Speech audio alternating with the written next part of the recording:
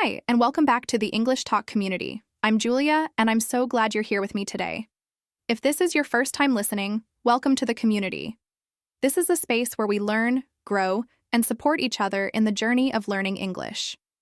If you've been with us for a while, thank you for coming back. Whether you're walking, working out, washing dishes, or just relaxing with your headphones on, I want you to feel like this is your moment to connect. Not just with me, but with your own growth. Let's be honest for a second. Have you ever spoken English and felt like you were reading from a script? Like every word had to be perfect? Like you were performing a role instead of being yourself? Maybe your sentences came out slow, stiff, or overly formal. Maybe you practiced what to say 100 times, but when the moment came, your voice didn't sound like you. It sounded robotic. If that's something you've experienced, you're not alone. I've worked with people from all around the world, people born in cities like Berlin, Cairo, Seoul, Jakarta, Madrid, and this feeling is more common than you think. Many learners feel like they can understand English, even read and write pretty well, but when it's time to speak, something doesn't feel right. It's like they're trying to speak through a filter. They're so focused on getting the grammar right, using the right words, or remembering that sentence from the textbook, that the natural flow of conversation disappears. But here's something I want you to remember. Speaking English naturally doesn't mean speaking perfectly. It means speaking like a real person, with confidence, emotion, and ease. It means making mistakes sometimes, and being okay with that. It means choosing words that feel real to you, not ones that sound like a robot wrote them. You are not a robot. And your English doesn't have to sound like one either. This episode is all about helping you sound more you when you speak English. We're going to explore why so many learners feel stuck in this robotic speaking mode, and I'll share simple, practical tips that you can start using today to feel more comfortable, confident, and most importantly, natural when you speak. Let's take a breath together. Seriously, right now, wherever you are, take a deep breath with me. In and out. Let's drop the pressure and perfection for a moment. I want you to feel safe here. You're not being tested. This isn't school. You're here to grow, to improve, and to enjoy the process. You're already doing something amazing by choosing to learn. And I promise, learning to speak naturally is not about becoming someone else. It's about becoming more of yourself in another language. Before we dive into the deeper parts of today's topic, I want to ask you a question. And I want you to answer honestly, even if it's just in your mind. When you speak English, how do you feel? Not how other people say you sound, but how you feel inside. Do you feel comfortable? Or do you feel nervous, tense, maybe even afraid of making mistakes? Do you feel like you can express your real thoughts and emotions? Or do you feel like you're trapped in a cage of perfect grammar and memorized phrases?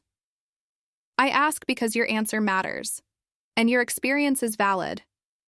No matter where you are in your English journey, what you feel is real. And the good news is that it can change. You don't have to feel stuck. You don't have to sound robotic, and you don't have to do this alone. That's why I created this podcast, to remind you that you're part of something bigger. The English Talk community is filled with people just like you. People who've felt nervous, who've struggled to find their words, who've been afraid of saying the wrong thing. And also people who kept going, who practiced, who experimented, who tried again. And little by little, they began to speak not just correct English, but natural English. So today, let's make a deal. We're not aiming for perfect. We're aiming for real. We're not here to impress anyone. We're here to connect. We're here to learn to speak in a way that reflects our true thoughts, our feelings, our personality. That's what natural English really is. Now I know what some of you might be thinking. But Julia, I've studied English for years. I know so many words, I've memorized grammar rules, but I still can't sound natural. And I hear you. The truth is, most traditional ways of teaching English don't focus on natural speech. They focus on correctness, on rules, on tests. But real conversations aren't tests. They're messy, full of emotions, full of moments, where people forget words or change their minds mid-sentence. That's okay. That's normal. And your English should reflect that reality. Think about how you speak in your native language. Do you speak in perfect grammar all the time? Probably not. You pause. You use simple words. You change your tone to show emotion. That's the kind of English we're going to talk about today. The kind that helps you connect, not just communicate. If this message speaks to you, if you've ever felt like a robot when trying to express yourself in English, then please, stay with me. This episode was made for you. And if you find value in what we talk about today, I'd love for you to follow this podcast or leave a like or review. It helps our community grow and helps other learners find this safe, encouraging space. You never know, someone out there might be struggling with the same feelings, and one small click from you could bring them here, into this community, into this conversation, into this moment of learning. So let's begin. Let's take the pressure off. Let's get curious. Let's talk about what it really takes to sound like you in English. Not like a textbook, not like a robot, but like a real living, thinking person. You ready? Let's go. Let's talk about something a lot of learners experience but don't always know how to explain. Why do we sound like robots when we speak English? What's actually going on when the words come out stiff, slow, and unnatural? You might think the problem is with your vocabulary, or that you just need more practice. But the truth is, most of the time, this robotic way of speaking has less to do with your knowledge of English and more to do with how you were taught to use it. When I ask learners from places like Istanbul, Rome, Bangkok, or Johannesburg why they feel uncomfortable speaking English, I often hear the same thing. I'm afraid of making a mistake. I don't want to sound stupid. I keep thinking about grammar when I talk. These feelings are incredibly common. And they don't mean you're bad at English. They just mean your brain is trying to protect you. From a young age, many of us are taught languages in very controlled environments. In school, the focus is usually on memorizing vocabulary lists, repeating perfect sentences, and passing grammar tests. There's a lot of pressure to be correct. So when it's time to speak in real life, our brains go back to what they know. They start scanning for rules. They try to remember the structure of a sentence, the correct verb tense, the right pronunciation, and in that moment we stop communicating like people and start performing like machines. It's not your fault. It's how most people are taught, and this is exactly what causes that robotic sound. You're not relaxed. You're not thinking about expressing your ideas naturally. You're thinking about getting it right, and when that becomes the priority, your voice loses its flow. Your personality gets pushed aside. Your English might be grammatically correct, but it doesn't feel alive. I want you to imagine a person named Emma. She was born in Warsaw and has been learning English since she was 10. She's excellent at reading and writing. Her grammar is nearly perfect, but every time she tries to speak with someone, she sounds very stiff. Her voice becomes flat. Her sentences are slow and overly formal. She knows what she wants to say, but she's so afraid of making a mistake that she double-checks every word in her mind before saying it. One day, Emma joined a conversation group in her city. During her first session, she met a man named Leo, who grew up in Buenos Aires. Leo's English wasn't perfect. He made small grammar mistakes, and he used a limited vocabulary. But when he spoke, he used his hands. He smiled. His voice went up and down with excitement. People laughed when he joked, and they leaned in to hear what he had to say. Emma was surprised. Even though Leo made more mistakes than she did, he sounded natural. That was the moment Emma realized something important.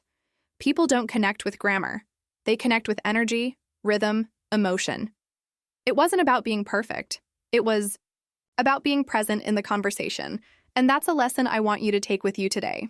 If you've ever sounded robotic while speaking English, it's not because there's something wrong with you. It's because your focus has been in the wrong place. You were taught to treat speaking like a test, not like a real human connection. And that mindset is what we need to shift. Now, the good news is that you can absolutely change this. You can retrain your brain to speak more naturally. And it doesn't require huge changes or complex strategies. It starts with small daily habits, things you can do in just a few minutes a day to break out of the robot mode and bring life back into your English. For example, one of the simplest things you can do is to stop trying to translate from your native language while you speak. I know this is difficult, especially in the beginning, but the more you try to build sentences in English directly, the more natural your speech will become. Think of it like learning to dance. If you're constantly counting steps in your head, you won't be able to move freely. But once you start feeling the rhythm, your body learns to follow it naturally. Another practice that helps is shadowing. You listen to a native speaker and repeat what they say in real time, trying to match their rhythm, tone, and emotion. You don't need to understand every single word. The goal is to train your mouth and brain to move in sync, just like a musician practicing with a song. Over time, this builds confidence and breaks the habit of overthinking every sentence.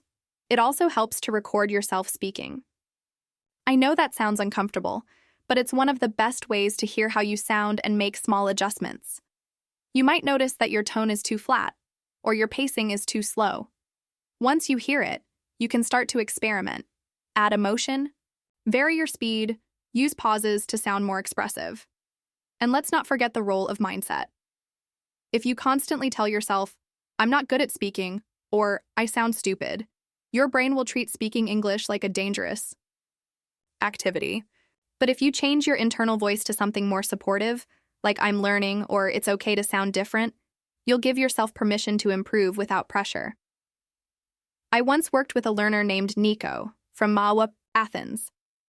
He told me he never felt natural speaking English, even though he studied for years. We started with tiny changes. He began using short, simple phrases when speaking instead of long, complex ones. He practiced reading aloud for 5 minutes a day. And most importantly, he allowed himself to laugh when he made a mistake, instead of feeling embarrassed. In 3 months, his voice changed completely. Not because he learned more grammar, but because he let go of the fear and started trusting himself. That's what I want for you too. It's not about speaking fast or using fancy words. It's about sounding real. You don't have to sound like a native speaker. You don't need to imitate someone else's accent. You just need to sound like you in English. And that voice, your voice, is enough. So the next time you catch yourself sounding robotic, pause and breathe. Remind yourself, I'm not here to perform. I'm here to communicate. I'm here to connect, and I'm doing my best. That shift in mindset alone can transform the way you speak. Let me tell you a story about a woman named Sophia. She's from Warsaw, Poland. For years, Sophia had been studying English. She was the kind of student who always did her homework, read English novels, and even watched English TV shows without subtitles. She wasn't just good at English, she was excellent. Her grammar was precise, her vocabulary was rich, and her pronunciation was clear. On paper, she was ready for anything. But when she landed her very first job interview in English, something unexpected happened. Sophia had applied for a position at a company based in Dublin. It was a role in international customer support, and the team worked with clients across Europe. The interview was online, and everything about it made her nervous. She had prepared carefully. She wrote out answers to common questions, practiced in front of the mirror, and even rehearsed her responses with a friend. She memorized full sentences so she wouldn't make any grammar mistakes. The moment the video call began, she sat up straight, smiled, and began speaking. Technically, everything she said was correct. She answered all the questions clearly. Her grammar was spotless. She sounded polite, respectful, and serious. But the people on the other side of the screen looked distant. Their faces didn't light up. There were no warm smiles, no follow-up questions. When the call ended, Sophia didn't feel good. She had said everything she planned to say, but it felt like there was no real connection. 2 days later, she received a kind rejection email. The company said they appreciated her effort and professionalism, but they had chosen someone else for the role. Sophia was heartbroken. She didn't understand what went wrong. She had followed every rule. She hadn't made any mistakes. Why hadn't it worked? So she did something brave. She asked for feedback. She wrote a polite message to the interviewer and asked if there was anything she could improve for future interviews. And to her surprise, the interviewer responded with honesty and care. They said, "Your English is excellent, Sophia, but it felt like you were reading from a script. We wanted to see a bit more of you. Your personality, your reactions, your natural way of speaking. The conversation felt a little too rehearsed." That feedback hit hard, but it also opened her eyes. Sophia realized she had spent so much time trying to sound perfect that she had forgotten to sound human. She thought using complex sentences and formal phrases would make her sound more professional. But in reality, it made her sound distant and robotic. What the company really wanted was someone they could talk to, someone who could express ideas with confidence and flexibility, not someone who sounded like they were repeating a textbook. So she made a decision. She was going to change the way she approached speaking English. Sophia stopped memorizing full answers. Instead, she started practicing ideas, not sentences. She gave herself permission to speak more freely, even if that meant using simpler words or making small mistakes. She recorded herself answering typical interview questions but tried to answer them the way she would if she were speaking to a friend.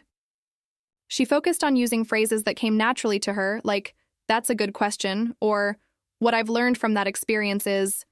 She worked on sounding engaged, open, and real. 1 week later, she got another interview. This time, it was with a tech startup based in Berlin that needed someone to help with English-speaking clients. Again, the interview was online. But this time, Sophia didn't bring any notes. She didn't try to be perfect. She just focused on being herself, using English to connect rather than to impress. And the difference was immediate. The interviewers smiled, laughed, and asked follow-up questions. When Sophia described her previous job, she shared a small story about a difficult customer and how she solved the problem. When she didn't know a specific word, she found another way to explain her idea without panicking. Her voice sounded more relaxed, her answers had rhythm, and her energy filled the conversation. By the end of the interview, one of the managers said, "You have a very natural way of speaking. It's easy to talk with you." And 2 days later, she got the job. Sophia's story is something I think many of us can learn from. She was already fluent in English, but fluency isn't just about vocabulary or grammar. It's also about flow, about being present, about using the language to express who you are. What helped Sophia wasn't more studying. It was letting go of the need to sound perfect. It was shifting her focus from correctness to connection. And this is something I want you to remember too. People don't remember perfect sentences.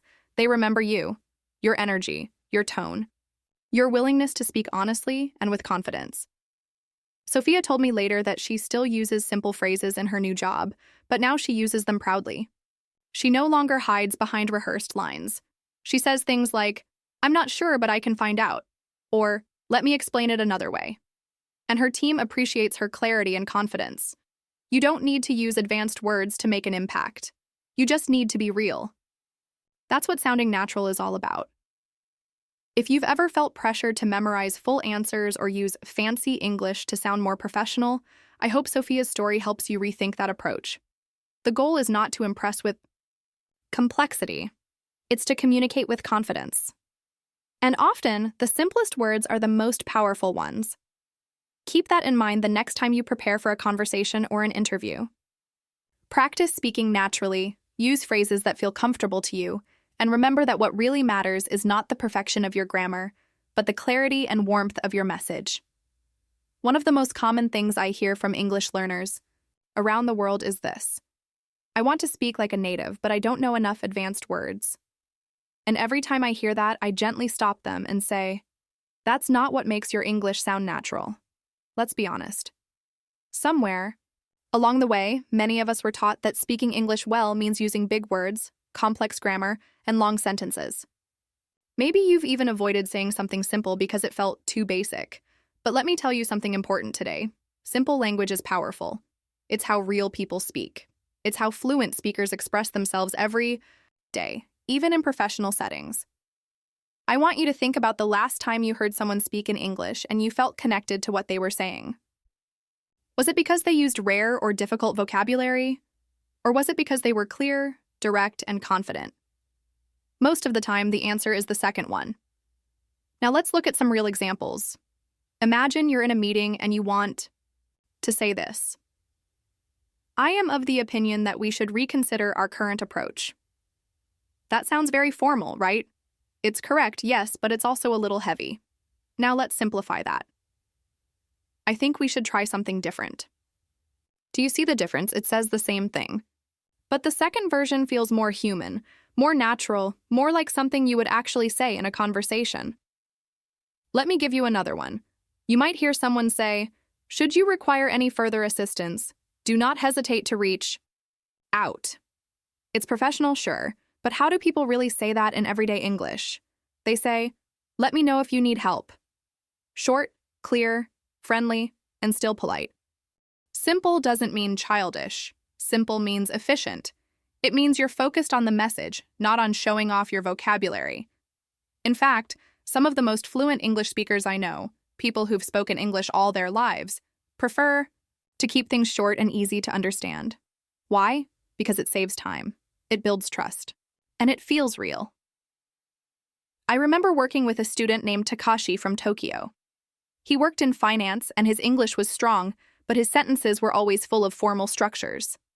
When he spoke in meetings, people understood him, but they didn't always respond or ask questions. He once told me, I feel like I say the right words, but no one wants to keep talking. So we started working on simplifying his speech.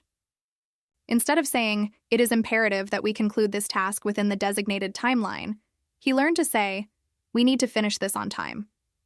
Instead of saying, I was unable to attend due to prior engagements, he practiced saying, I couldn't make it because I had another meeting. Guess what? People started responding. They smiled more. They asked questions. They treated him less like a robot and more like a teammate. It wasn't about changing the content, it was about changing the style, making it more natural, more like how people actually talk in real life. Here's another quick tip. If you're not sure whether your sentence sounds natural, ask yourself this. Would I say this to a friend? If the answer is no, it might be too complicated. Try again. Make it simpler. Use words you already feel comfortable with. Let's say you want to describe a past experience. You could say, during my time at the previous institution, I acquired a multitude of valuable skills. Or you could say, I learned a lot in my last job. Which one do you think people will respond to better? The second one. Not because it's smarter, but because it's human. You're having a conversation, not writing an academic essay. It's the same with questions. Many learners say, could you kindly inform me about the status of the project? But fluent speakers usually say, any updates on the project? Or how's the project going? Still professional, still respectful, but faster, smoother, and more natural. You don't need to fill your sentences with long words to sound smart. You sound smart when you speak with confidence and clarity. Think about famous speakers, leaders, or interviewers. Most of them use very basic vocabulary, but they use it with purpose. They're not trying to impress, they're trying to connect. And connection is the heart of language. Let me share something personal. When I started teaching English years ago, I used to think I had to impress my students with academic explanations and complex vocabulary. But over time, I learned that the more I simplified things, the more students understood. The more I used natural expressions, the more they remembered them. Learning became easier, more fun, and honestly, more effective. So if you ever feel like your English is too simple, stop and ask yourself, am I being clear? Am I being real? Because that's what matters. It's not about sounding like a textbook, it's about sounding like you. But in English, you can start practicing this right away. The next time you want to say something in English, try saying it in the simplest way possible. Not lazy, not careless, just honest and clean. If you're writing a message, review it and see if you can cut out a word or two. If you're speaking, give yourself permission to pause and choose words that feel natural to you.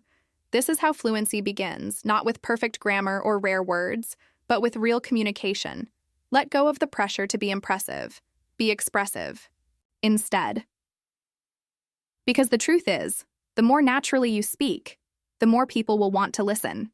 And that's the real goal, isn't it? Not to sound perfect, but to be understood, to connect, and to grow. One simple sentence at a time.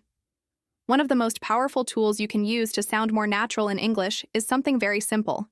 It's not a special word. It's not a new phrase. It's the pause. Yes, the pause. So many English learners think they need to speak quickly to sound fluent. They think that if they slow down or stop to think, they'll seem unsure or less advanced. But the truth is, pausing when you speak makes you sound more confident, not less. It makes you sound thoughtful, real, and human. And that's exactly what we want.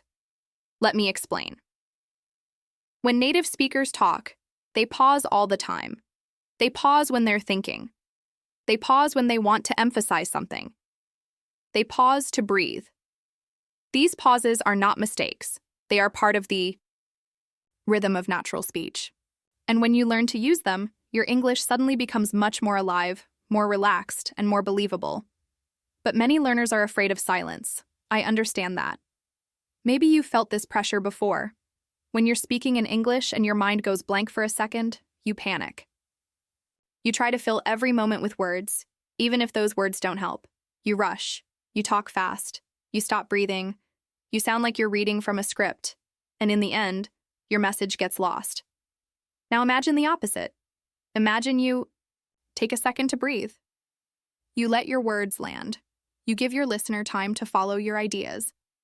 You speak slower, with intention. That's when your English becomes not just correct, but real. I want to tell you about Anil, a software developer from Mumbai who once told me, "When I speak English, I feel like I'm running. I know what I want to say, but I speak too fast. And then I forget what comes next." So we worked on pausing. He practiced saying one sentence at a time, then breathing. Instead of rushing through his thoughts, he learned to give space to his ideas. He started using silence to his advantage.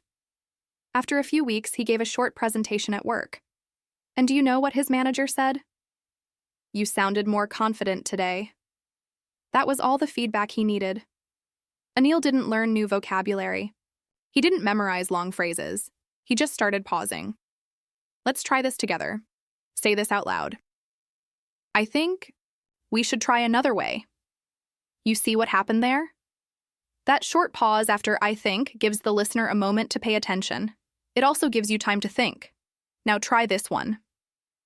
The project. It was a challenge, but we did it. Again, the pause creates space. And in that space, your voice becomes more human. Pauses also help you sound less rehearsed. Sometimes learners memorize entire answers before a presentation or interview, and that can be helpful in the beginning. But when every word comes out, in a perfect rhythm, with no pause, it feels robotic. Real people don't talk like that. Real people think as they speak. They adjust. They reflect. And that's what makes them sound authentic. Another student I worked with was Lila from Paris. She had a very elegant way of speaking, but it always sounded scripted. One day she told me, "People say I sound like an audiobook." We laughed together, and then I asked her to try something new. I asked her to stop memorizing. I told her to slow down and imagine that she was talking to a close friend instead of an audience. At first, it was uncomfortable. She hated the silence between her sentences. But slowly, she started to enjoy the freedom of choosing her words. In the moment, the pauses helped her relax. Her tone changed. She began to sound like herself, not like a recording. And here's something else you should know. Pausing doesn't just help you, it helps your listener too. When you pause, your listener has time to understand you. They don't feel like they're chasing your words. They feel like you're having a real conversation with them, not giving a speech. Think about great speakers, people who inspire us. They don't rush. They speak slowly, with purpose. They allow silence between their sentences. And because of that, we listen. We remember what they say. The power isn't in how much they say. It's in how they say it. So if you're someone who rushes when speaking English, I want to give you permission right now. You can slow down. You can stop for a second. You can take a breath. You don't have to fill every space with words. A short pause is not a failure. It's not a weakness. It's not something you need to fix. In fact, it's one of the best tools you have. Here's a small exercise you can try today. Record yourself talking about something simple, maybe your morning routine or your favorite food. Try to speak slowly, and after every sentence, pause for a second. Then listen back. Do you notice how clear your voice sounds? Do you notice how each idea stands on its own? Now try recording the same message without pausing. Rush through it. Listen again. Which version sounds more confident? More natural? I think you'll know the answer. You don't need to speak fast to be fluent. In fact, the most fluent speakers are the ones who can control the rhythm of their speech. They speak clearly, with calmness. They trust that their words matter. And so they pause. Don't be afraid of silence. Embrace it. Use it. Let it be part of your English, because sounding natural isn't just about what you say, it's also about how you say it. And when you learn to pause, you start sounding more like yourself, thoughtful, real, and fully present in the conversation. Let me tell you a story about Ravi. He's from Mumbai, and he works as a data analyst for a global tech company. A few months ago, he was invited to speak at an international conference in London. This was a huge opportunity for him. His first time presenting on a stage in front of an English-speaking audience from around the world. When he got the invitation, he was excited but also deeply nervous. He told me, "Julia, I want to do well. I want to sound professional and smart. I don't want to make any mistakes." I could feel the pressure he was putting on himself. He was determined to deliver a perfect speech, word for word. So Ravi did what many learners do when they want to sound fluent. He wrote his entire speech down and memorized every line. He practiced for hours each day. He rehearsed in front of his mirror, timed his speech, and even recorded himself to fix his pronunciation. It was impressive, really. He was working hard and his dedication was clear. But then the day of the conference arrived. He walked onto the stage with his notes hidden in his pocket, not because he needed them, but because he had memorized everything. He began speaking. His voice was steady, and his words were clear. But something was missing. The audience listened politely, but they didn't seem fully engaged. There were no nods, no laughter, no connection. Ravi finished his speech, and while the audience applauded out of respect, it wasn't the response he had hoped for. Afterward, he felt disappointed. Not because he had made mistakes, he didn't. Not because he forgot his lines. He remembered every word. But because the energy he wanted, that spark of connection with the audience, wasn't there. He came to me afterward and said, "I think I did everything right, but it didn't feel right." That's when we talked about the difference between perfect English and natural English. You see, Ravi was speaking to the audience, but he wasn't really with them. His speech had structure, but not soul. His words were accurate, but they didn't feel alive. And one big reason for that was this. It didn't sound like him. It sounded like a script. So we decided to change his approach. The next time he had to present, just a few weeks later in a smaller setting, he did things differently. He didn't memorize his lines. Instead, he wrote down the key points he wanted to make. Just short, simple notes. He practiced speaking from those notes, in his own words, like he was telling a story or explaining something to a friend. At first, it was hard for him to let go of the exact words. He kept saying, "But what if I forget something?" I reminded him that when you speak naturally, you're not trying to remember lines. You're trying to communicate ideas. And when your focus is on the message, not the grammar or the sentence structure, your speech becomes more real, more human, and more effective. During his next presentation, Ravi stood in front of the group, looked around, and took a deep breath. He had his notes in his hand, just a few bullet points, and he started speaking. Not reading, not reciting, speaking. And something beautiful happened. The audience leaned in. They laughed at his examples. They asked questions. They nodded as he explained his process. He wasn't flawless, and he didn't try to be. But he was honest, clear, and relaxed. His pauses were natural, his voice had emotion, and most importantly, his message reached people. After that talk, several people came up to him and said, "I really liked how you explained that," or "You made it easy to understand." That's when Ravi realized that connection is more important than perfection. It's not about having every word planned. It's about showing up as yourself. He later told me, "I felt like they were actually listening this time."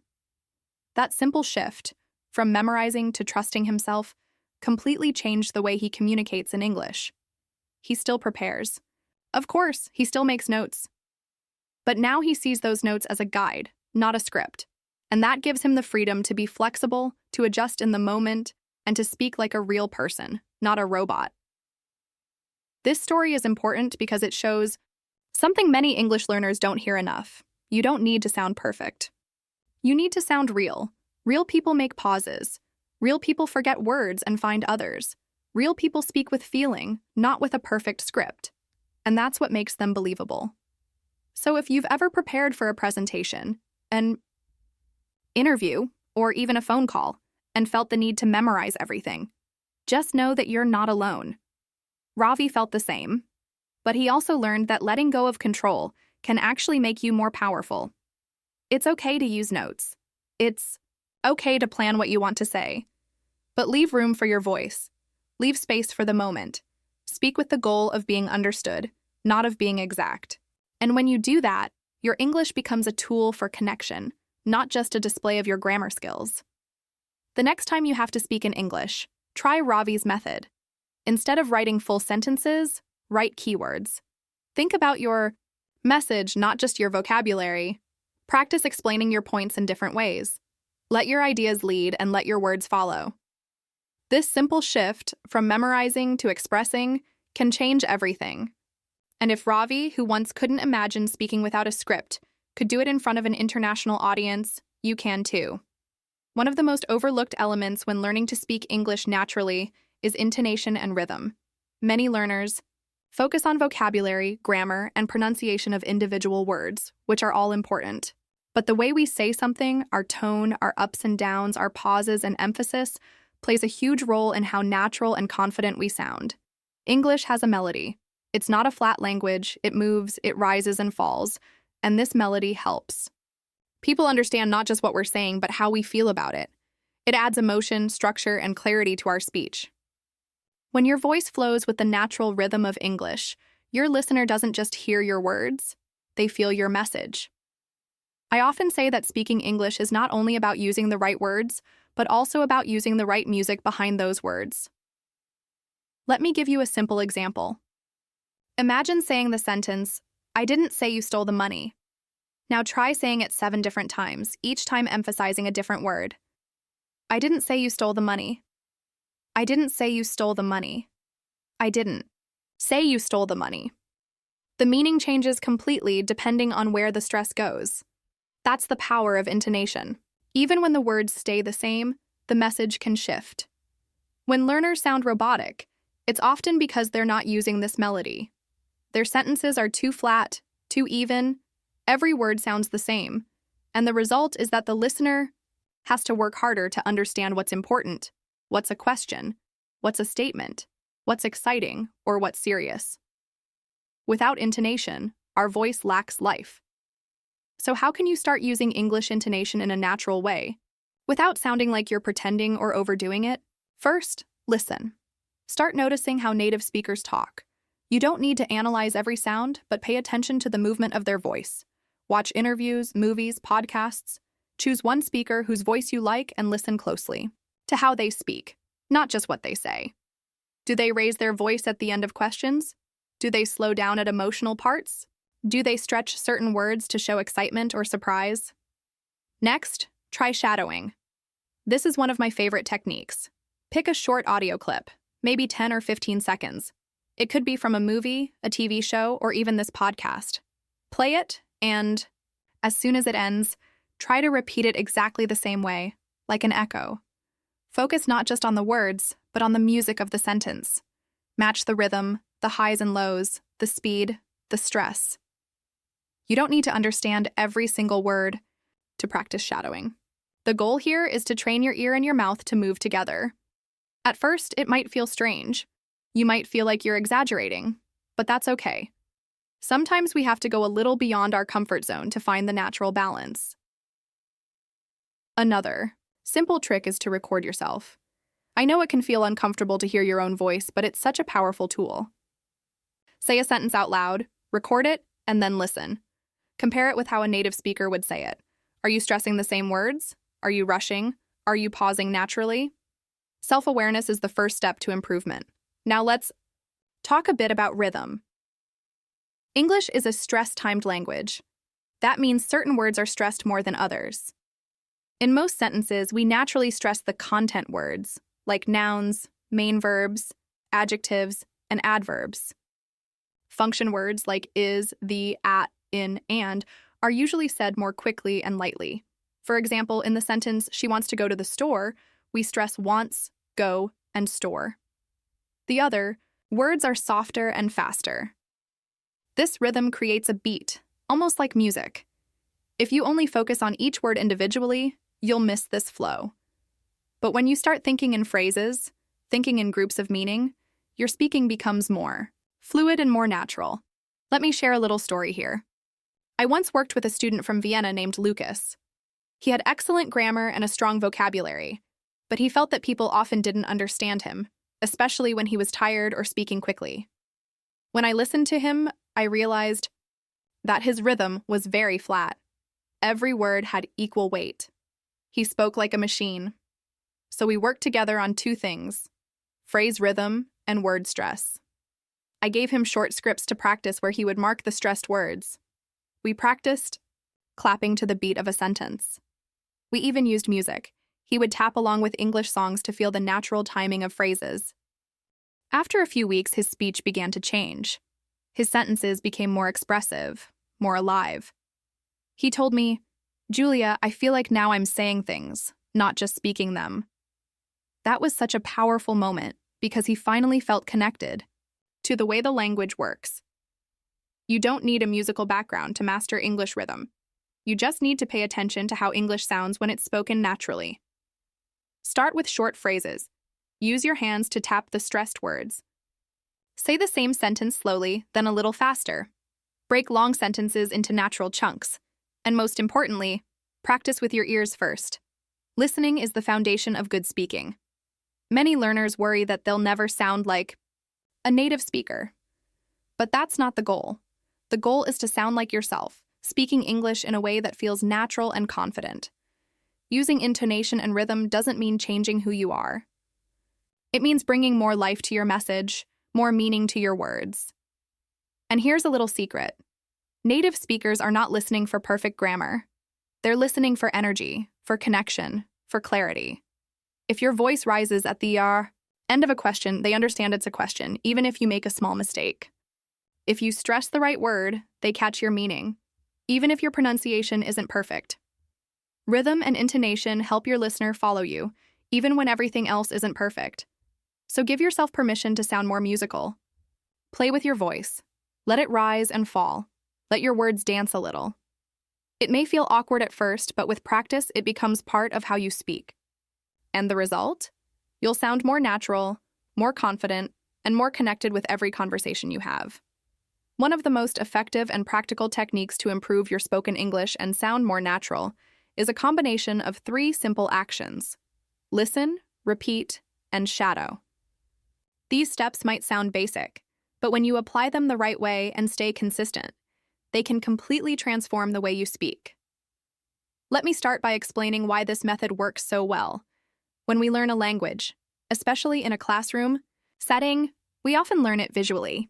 We read words, we look at grammar rules, we write exercises, but speaking is a physical activity. It involves your mouth, your ears, your breath, your memory. To sound natural, you have to train your speaking skills, just like training a muscle. And that's exactly what listening, repeating, and shadowing help you do. First, we listen.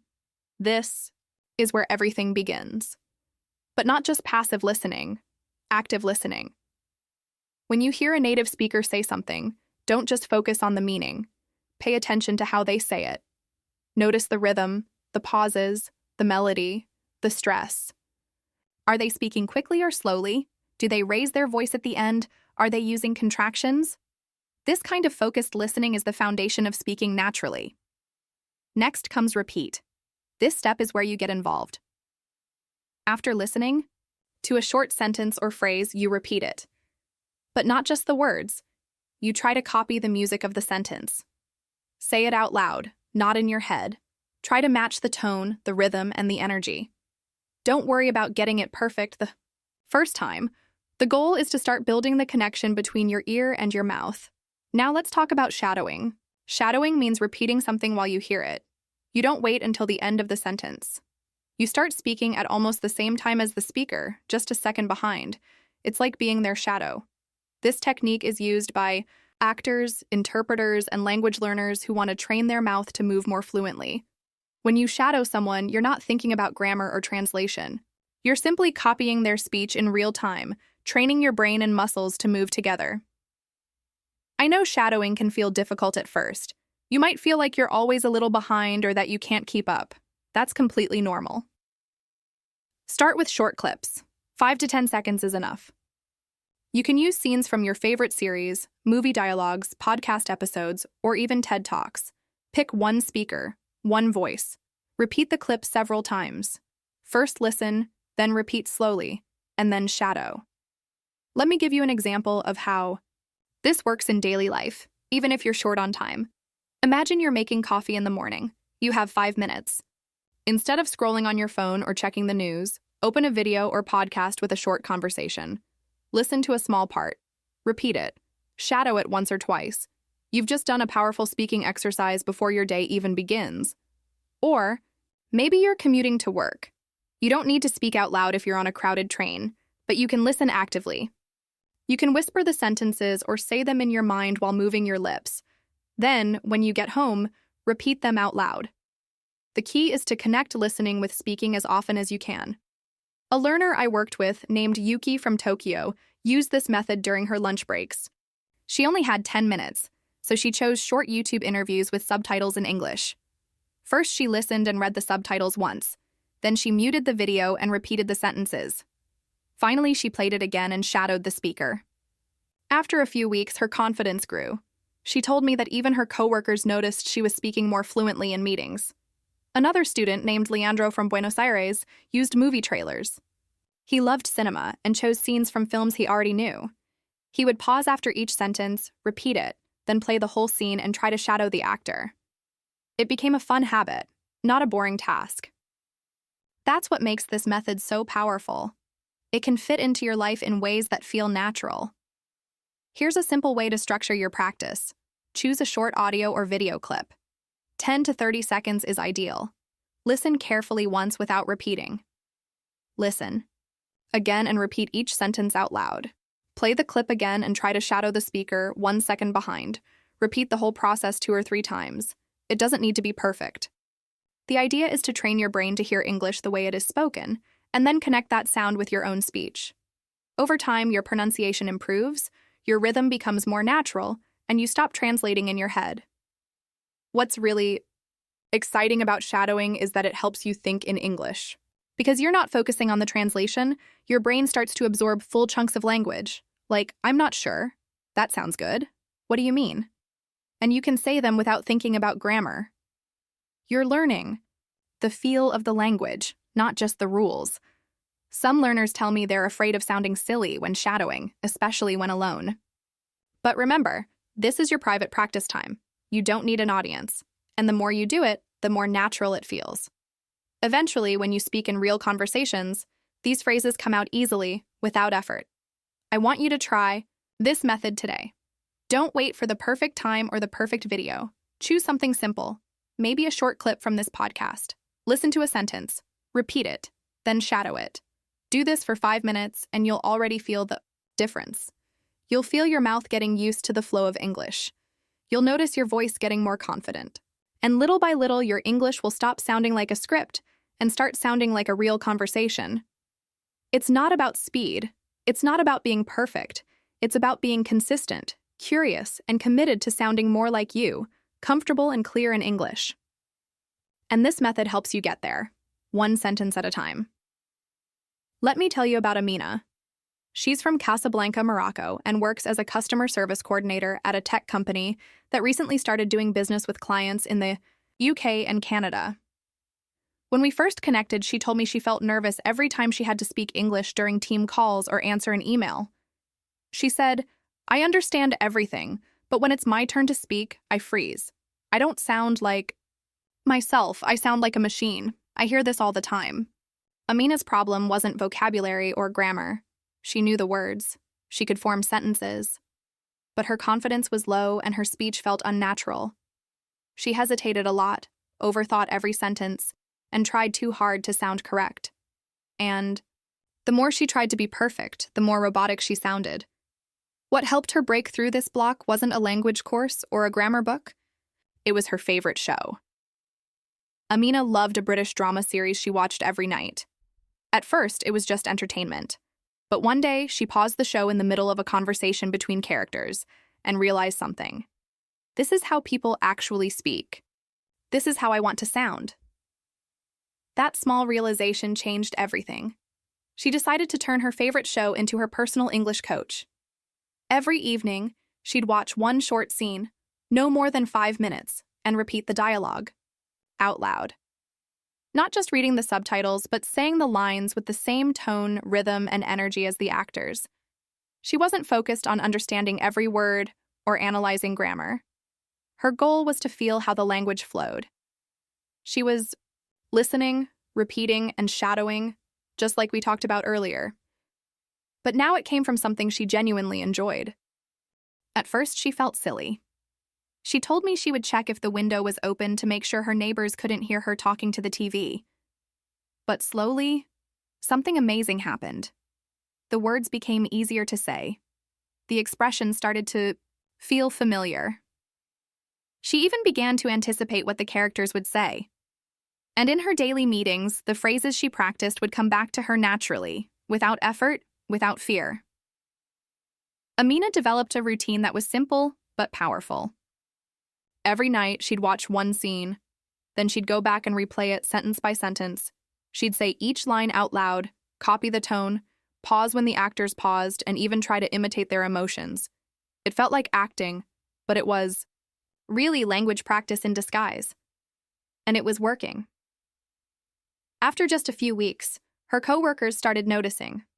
One colleague asked if she had taken an English course recently. Another said her voice sounded more confident and relaxed. During one call with a client in Toronto, she responded to a tricky question smoothly, using a phrase she remembered from an episode she had practiced. She smiled as she told me later, "It felt like I wasn't trying anymore. I was just speaking." That's the key. She stopped trying to speak correctly and started living the language through the characters she liked. That small shift, from focusing on accuracy to focusing on connection, unlocked her fluency. What I love about Amina's story is how she made learning fit her life. She didn't wait for the perfect time or enroll in a big program. She just used what she already enjoyed and added a bit of intention. 10 or 15 minutes a day was enough. No textbooks, no drills. Just her show, and her voice. If you're listening now and thinking, "I don't have time," I want you to remember Amina. She didn't have time either. She had a full-time job, family responsibilities, and a long commute. But she made space for 5 minutes. And those 5 minutes, done consistently, changed how she felt about speaking English. Maybe you also have a show you love. Maybe it's a comedy or a crime series or even a documentary. Whatever it is, you can use it. Start by picking a short clip. Watch it with subtitles in English and repeat the lines out loud. Don't try to memorize anything. Just play with the language. Say the words with the same emotion, the same rhythm. Pretend you're the actor. It might feel awkward at first, but over time, you'll get better, and you'll start to enjoy it. Some people tell me they feel self-conscious when doing this. That's totally normal. You're not used to hearing your own voice in English. But that's exactly why this practice is so powerful. It trains your mouth, your ear, and your brain to work together. You're not just learning about English. You're becoming someone who uses English naturally. Amina didn't change overnight. It took patience. But the process became something she looked forward to. It gave her more than better pronunciation. It gave her a new level of self-trust. Now, when she speaks, her voice carries something extra. Not just English, but confidence, calm, and connection. And that's something I want for all of you. Whether it's through a TV show, a movie scene, or even a podcast like this one, your practice can be something you enjoy. You don't need to force it. You just need to show up for yourself every day in small ways. Think about what you love to watch. Use it. Speak out loud. Enjoy the rhythm. Be the character. It's not about being perfect. It's about being present, being real, and letting your English grow through joy. Let's talk about something that many English learners struggle with: memorizing long sentences. I know it sounds like a good idea at first, If you can remember a full sentence perfectly, you might feel ready to use it in real conversations.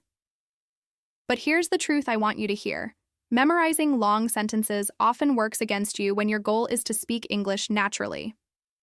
It can actually make you sound less confident and more robotic. Why?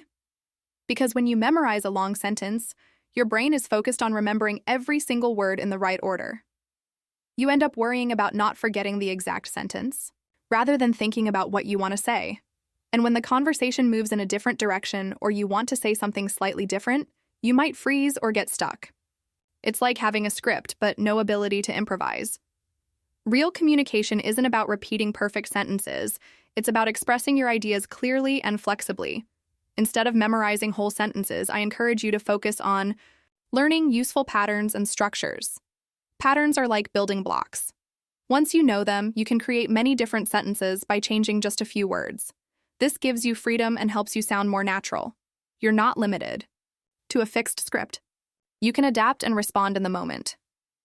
For example, instead of memorizing a long sentence like, I am very excited to attend the meeting tomorrow because I want to learn more about the project, focus on the pattern. I am very adjective to verb the event because I want to verb more about the topic. Once you know this structure, you can easily change it to say, I am very happy to meet the team next week because I want to understand the plan better. Or, I am really nervous to give a presentation because I want to do well. Learning patterns like this allows you to be creative. You can mix and match adjectives, verbs, and nouns depending on what you want to say. You don't need to worry about getting every word exactly right because you are focusing on meaning and communication. This flexibility is what makes speech sound natural and spontaneous. Let me give you another example. Instead of memorizing a sentence like, could you please send me the report by the end of the day? You can learn the useful pattern. Could you please verb me the noun by time? This lets you quickly create many sentences such as, could you please email me the document by tomorrow morning? Or, could you please bring me the files by next week? When you focus on patterns, you also learn how native speakers organize their ideas. It's like learning the grammar that really matters in everyday speaking without getting stuck on complicated rules. You develop a toolkit that you can use in different situations rather than just repeating what you heard. Another important benefit is that patterns help you respond more easily during conversations. If someone asks you, what do you like to do on weekends?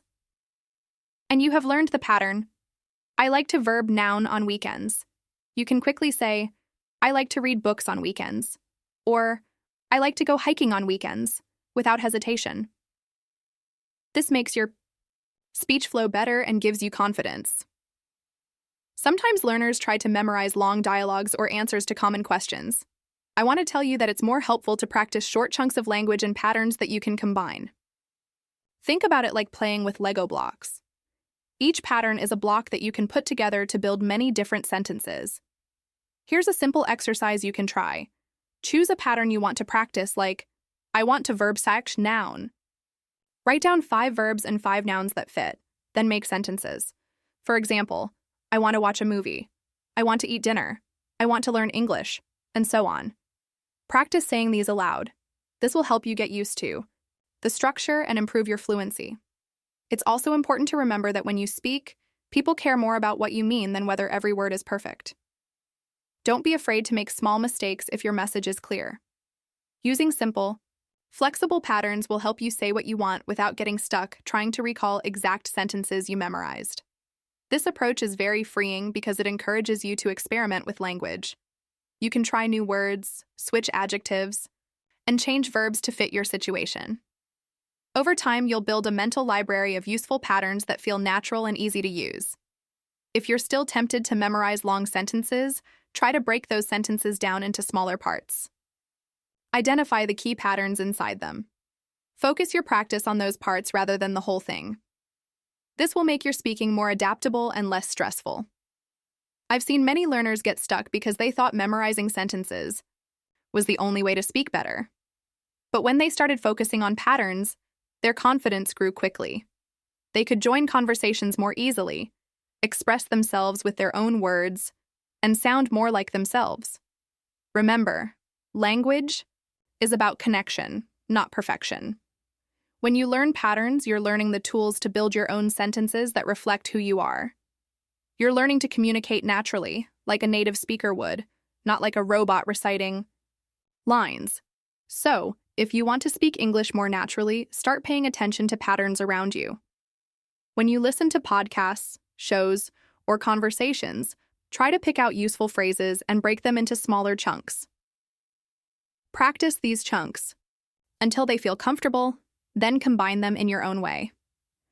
Speaking naturally means being flexible and confident, and patterns help you get there. This way, you won't feel trapped by memorized sentences. Instead, you'll have the freedom to express yourself clearly, quickly, and in your own voice. Give it a try. You might be surprised how much easier and more enjoyable speaking English becomes when you let go of long sentence memorization and focus on patterns instead. I want to talk to you today about something that I think many English learners struggle with: waiting until you feel ready to speak. Maybe you tell yourself, I need to know more vocabulary first, or I have to practice perfect grammar before I talk, or I'm too nervous so I'll wait until I'm confident. I understand this feeling because I've been there too. But here's the truth that I want to share with you. The best way to improve your speaking is to start speaking, even if you don't feel ready. Speaking out loud is one of the most powerful tools you have to develop fluency. It might feel awkward or uncomfortable at first, especially if you're used to practicing silently in your head or only writing.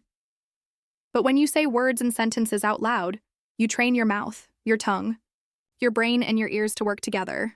This is how you build the muscle memory for speaking English naturally. One of the biggest mistakes I see learners make is waiting for the perfect moment. The perfect moment rarely comes, and if you wait too long, you lose precious time to practice.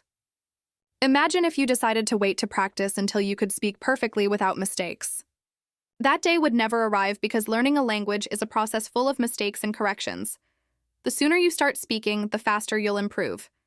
You don't need a conversation partner or a classroom to start practicing speaking out loud. You can do it alone, anywhere, anytime. For example, try describing what you are doing right now. Maybe you're cooking dinner, walking in the park, or sitting at your desk. Speak out loud. I am cooking dinner. I am chopping vegetables. I need to boil water. This simple activity helps you practice vocabulary and sentence structure in a relaxed way. Another great practice is to talk about your thoughts or feelings. For example, I feel happy today because the weather is nice. Or, I am thinking about my plans for the weekend.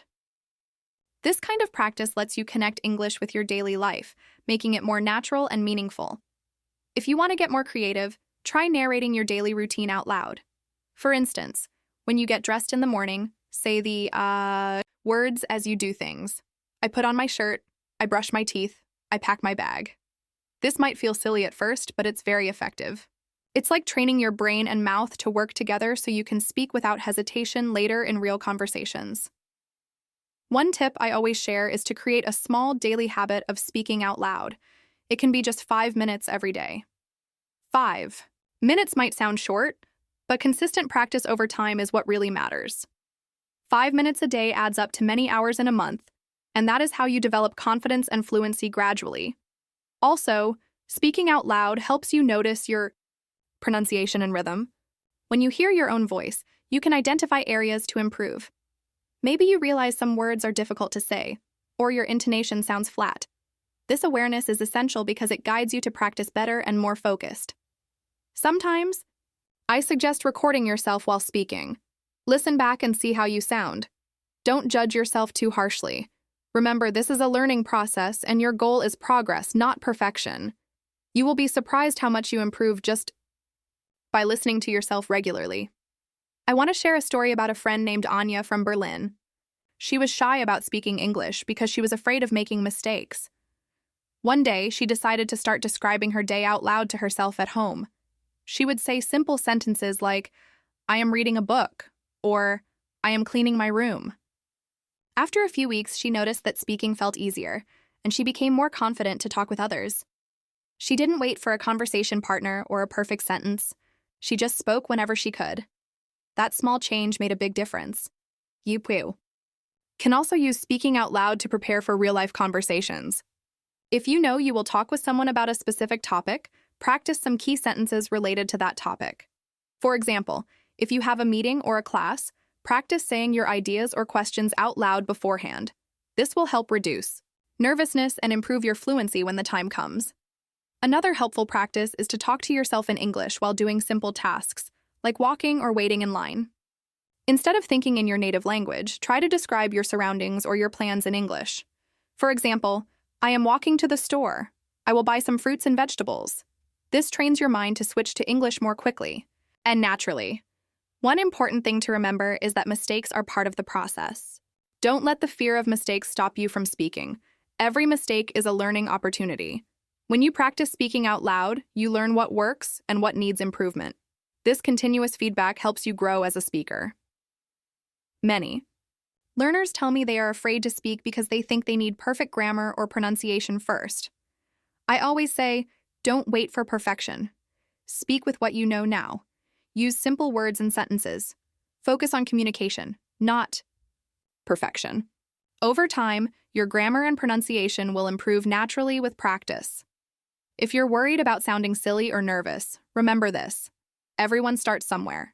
Even native speakers sometimes feel unsure or make mistakes. The key is to keep practicing and not be afraid of imperfection. You can create fun ways to practice speaking out loud. Maybe you describe your favorite movie scene, retell a story you read, or talk about your dreams and goals. The more you enjoy practicing, the easier it becomes to speak naturally. When you make speaking out loud a daily habit, you build a connection with the language. You start to think in English more often, and that helps reduce translation from your native language. This makes your speech smoother and faster. Finally, don't underestimate the power of speaking to yourself. It might feel strange at first, but it is a safe and private way to practice without pressure.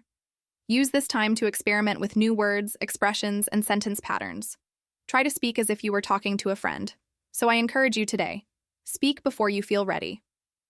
Speak every day, even if it's just a little.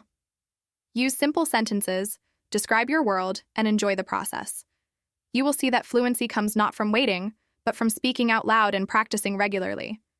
It's your voice that will bring your English to life. I want to share a story with you about Lucas, who lives in Buenos Aires. Lucas was someone who loved his morning walks but felt frustrated with his English speaking skills. Like many learners, he had a good understanding of grammar and vocabulary, but when it came to speaking, especially with international clients at his job, he often felt stuck. His sentences sounded slow, and sometimes he struggled to find the right words quickly. Lucas knew he needed to improve, but he wasn't sure how to practice speaking English in a way that fit into his busy routine. Then he discovered a simple but powerful habit that completely changed his fluency and confidence. He started to talk to himself in English during his daily walks. Lucas's idea was straightforward. While walking in his neighborhood, he began describing everything he saw around him. He didn't wait for a perfect sentence or worry about making mistakes. Instead, he focused on speaking naturally and enjoying the process. For example, he would say things like, "The sun is shining this morning," or "There are many people walking their dogs today," or "The flowers in the park are blooming." He made it a point to use simple and clear sentences, just like he would if he were talking to a friend. At first, it felt a little strange for Lucas to speak out loud when no one was around, but he quickly realized it was an excellent way to practice without pressure. Talking to himself gave him the freedom to experiment with new vocabulary and sentence structures without fear of judgment. Because he was alone, he could pause, think, and try again whenever he needed. Over time, this daily practice helped Lucas build muscle memory in his mouth and develop a smoother flow in his speech. One thing Lucas noticed early on was how much his listening skills improved too. As he described his surroundings, he paid close attention to the sounds and rhythm of English. Sometimes, he would imitate the way he heard native speakers say certain words or phrases. This helped him develop a more natural intonation and rhythm, making his English sound less robotic and more like a real conversation. Lucas also started to feel more comfortable with pauses in speech. When you speak to yourself, you naturally take breaks to think about what to say next. This habit carried over when he began speaking with his clients. He learned that it's okay to pause and gather your thoughts during conversations, and those Moments actually make your speech sound more natural and confident. The great thing about Lucas's method is that it fits into everyday life. You don't need special equipment or a partner, just your own voice and your surroundings. When you walk, you can focus on the present moment and use your environment as a rich source of vocabulary and ideas. This makes practicing English more fun and meaningful, rather than a boring repetition of words in isolation. Lucas also started to challenge himself by adding more detail to his descriptions as he got better. He would describe colors, shapes, and even emotions he felt while walking. For example, the sky is a deep blue today. The leaves on the trees look golden in the sunlight. I feel calm and ready for the day. This kind of practice helped him learn to express feelings and thoughts in English, which is an important part of speaking naturally. After a few weeks of consistent practice, Lucas noticed a big change when he spoke with his clients. He was no longer hesitant or stuck searching for words. His sentences became shorter but clearer, and he sounded more relaxed and friendly. The confidence he built during his walks carried over into his work, and he started to enjoy conversations more. He even got compliments from his coworkers about how much his English improved. Lucas's story shows us that you don't need complicated methods to get better at speaking English. Simple daily habits like describing your walk out loud can make a huge difference over time. It's all about creating opportunities to use the language in a natural way, not forcing perfection or memorizing long sentences. The more you practice speaking naturally, the more it becomes part of who you are. I encourage you to think about your daily routine and find moments where you can speak out loud in English. Whether you're walking, cooking, cleaning, or even waiting for the bus, try to describe what you see, feel, or think. Don't worry about mistakes or sounding perfect. The goal is to speak as much as possible so your brain and mouth learn to work together smoothly. Just like Lucas, you might find that this simple habit not only improves your fluency, but also boosts your confidence. You'll feel more prepared to engage in real conversations with friends, colleagues, or even strangers. And the best part is that you're practicing in a way that's enjoyable and fits naturally into your life.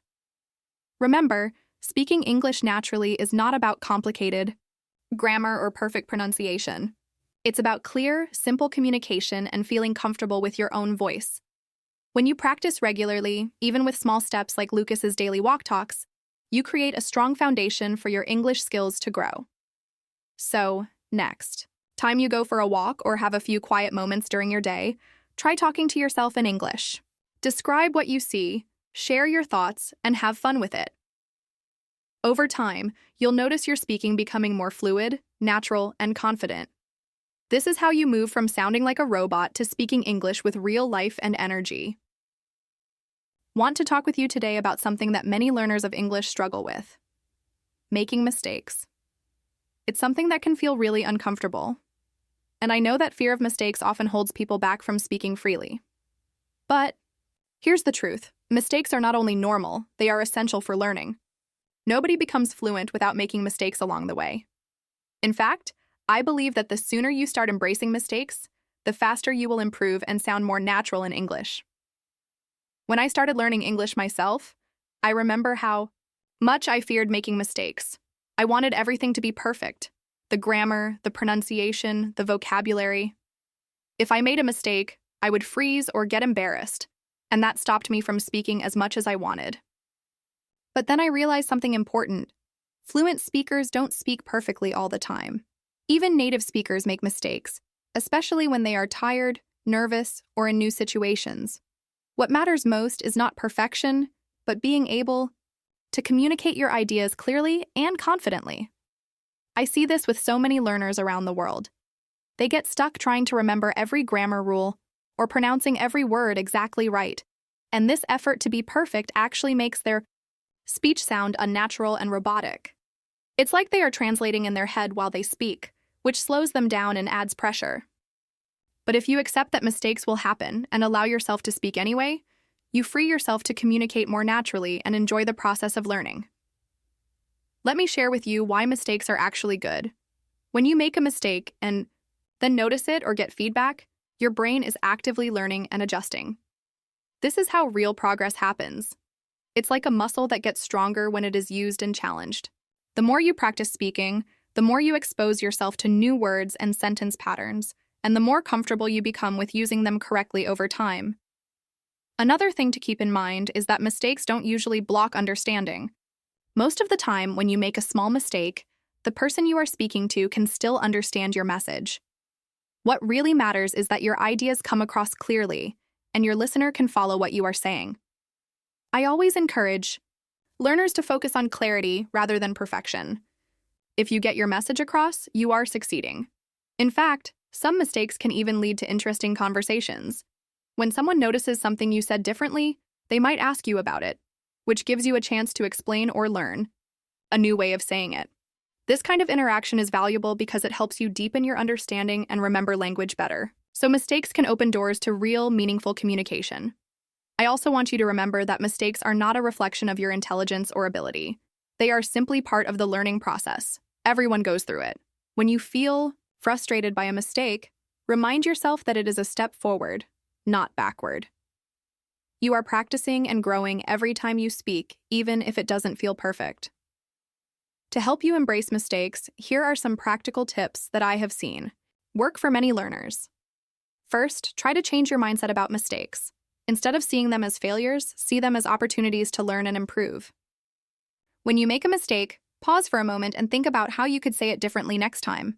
This reflection is very powerful. Second, find safe spaces to practice speaking where mistakes are welcomed and accepted. This could be a language exchange group, a class, or even talking with friends who are patient and supportive. When you practice in a comfortable environment, you feel less pressure to be perfect and more freedom to experiment. Third, don't be afraid to ask for feedback. Sometimes we don't realize our mistakes until someone points them out gently. Ask your conversation partners or teachers to correct you in a helpful way so you can learn and avoid repeating the same mistakes. Fourth, celebrate your progress. Keep track of new words or phrases you use correctly, or moments when you felt more confident speaking. Remind yourself that every time you speak, you are building your skills. The road to fluency is a journey, and mistakes are like the bumps that help you learn how to navigate. Lastly, remember that communication is a skill, just like playing an instrument or a sport.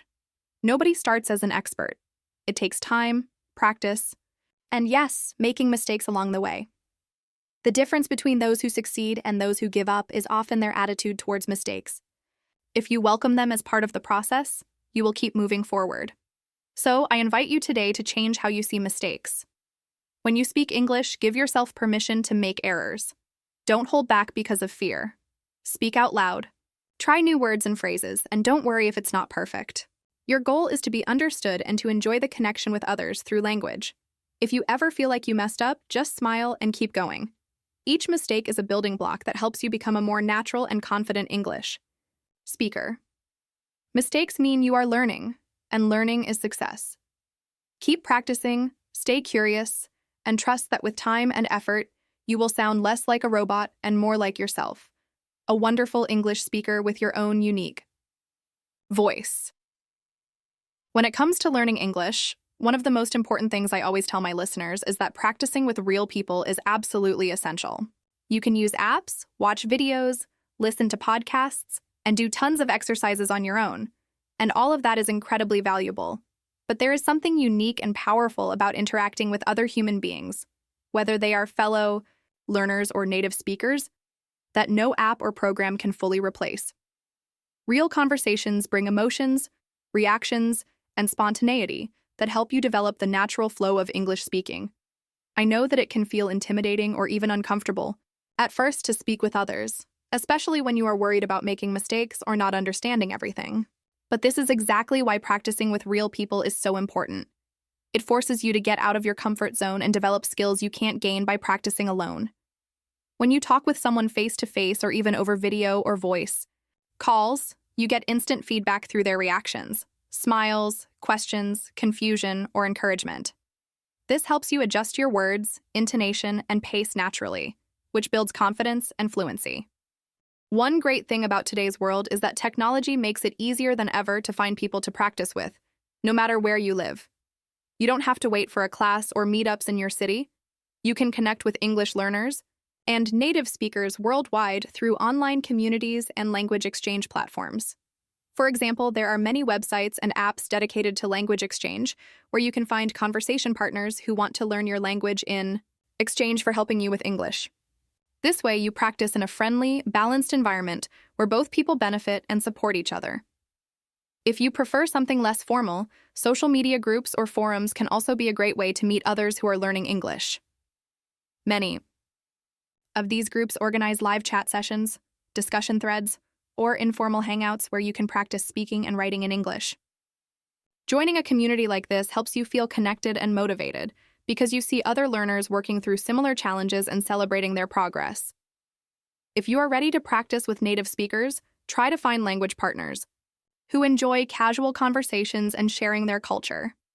Many native speakers are excited to help learners and are patient with mistakes because they remember their own experience learning a new language. Talking to native speakers exposes you to natural slang, expressions, and different accents, which helps your ear get used to real English as it is spoken every day.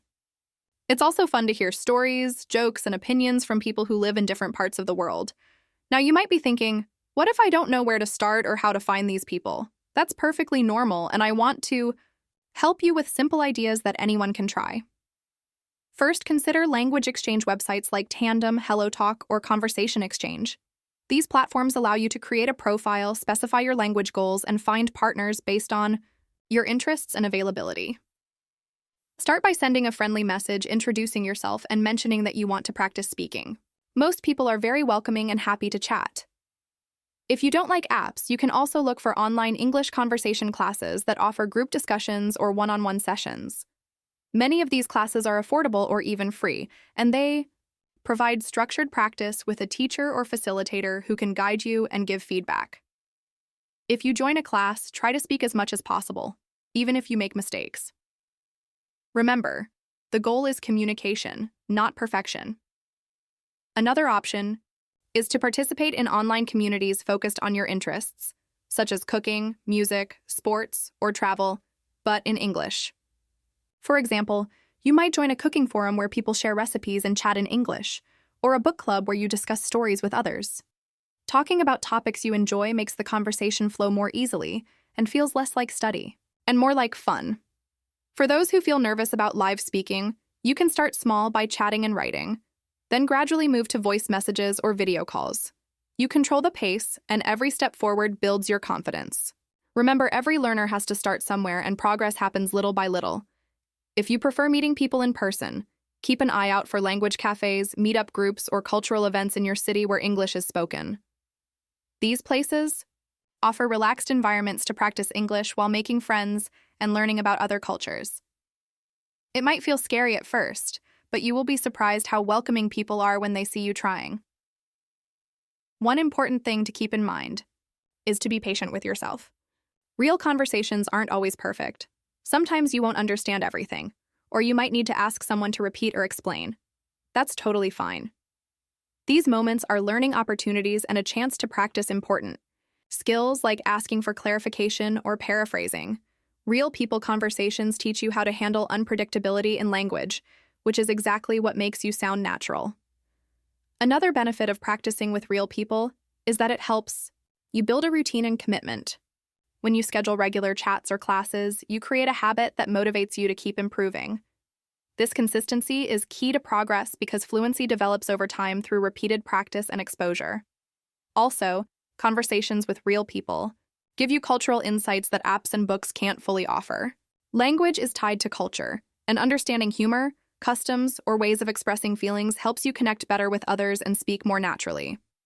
When you talk with people from different countries, you learn how English is used in many ways around the world. So my advice is this: start looking for opportunities to talk with others today. Don't worry if you don't feel ready. The best way to get ready is simply to start. Even short conversations are valuable. Use the tips I shared to find language partners or groups that fit your personality and schedule. Make your English. Practice social, interactive, and enjoyable.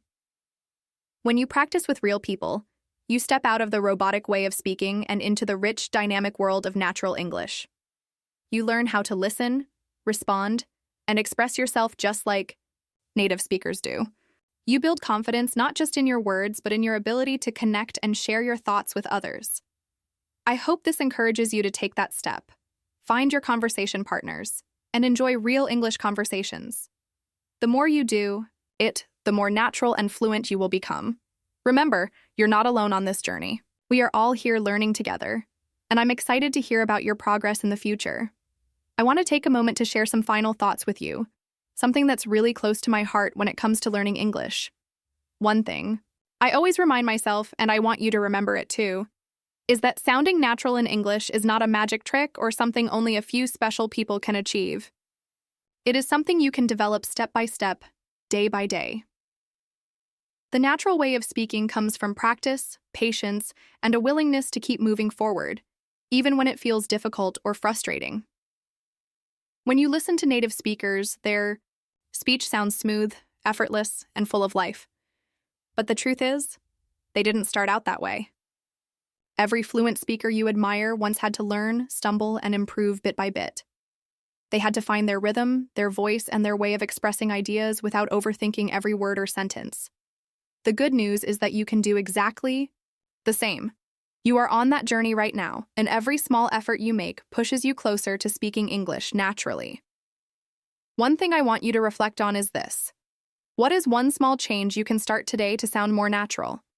Maybe it's practicing speaking out loud for 5 minutes a day, or pausing more when you talk instead of rushing through sentences. Perhaps it's listening to a favorite English show and repeating phrases with the same intonation, or trying the shadowing technique I shared before. It could also be something as simple as saying hello to someone in English, joining a language exchange group, or even writing a short diary entry in English every evening. Whatever it is, the important thing is to begin now. The journey is made of many small, consistent steps that add up over time. I want you to feel proud of the progress you've already made, even if it doesn't feel perfect yet. Each time you speak English, you are training your brain and your mouth to get better and better. Each time you choose to listen and repeat, you are training your ear to catch the sounds and rhythm of English. Every little moment counts. Don't underestimate the power of small, daily habits. They build your confidence and help your English sound less like a script and more like a real conversation.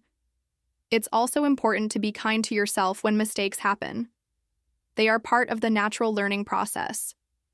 When you embrace your errors as opportunities to learn, you free yourself from fear and open the door to more fluent, spontaneous speaking. No one expects you to be perfect, and the goal is not perfection, but communication. The more you focus on making yourself understood and connecting with others, the more natural your English will become. Remember, learning English is not a race. It's a personal journey that unfolds uniquely for everyone. Comparing yourself to others only adds pressure and slows you down. Instead, celebrate your own milestones, no matter how small, and enjoy the process. Every conversation, every practice session, every effort you make is a victory. If you ever feel stuck or discouraged, remind yourself that this community is here for you. You are not alone. Many others are working hard to improve their English, and together, we can support and inspire each other. Sharing your challenges and successes makes the journey more meaningful and less lonely. So keep reaching out, keep practicing, and keep believing in yourself. If this episode has helped you in any way, I encourage you to share it with a friend who is also learning English. Learning together makes it more fun and motivating. When you share tips, ideas, or even your favorite English shows and podcasts, you create a network of support that lifts everyone up. We grow stronger and more confident when we help each other. So, as you move forward, keep in mind that sounding natural is not about trying to be someone else or mimicking perfectly.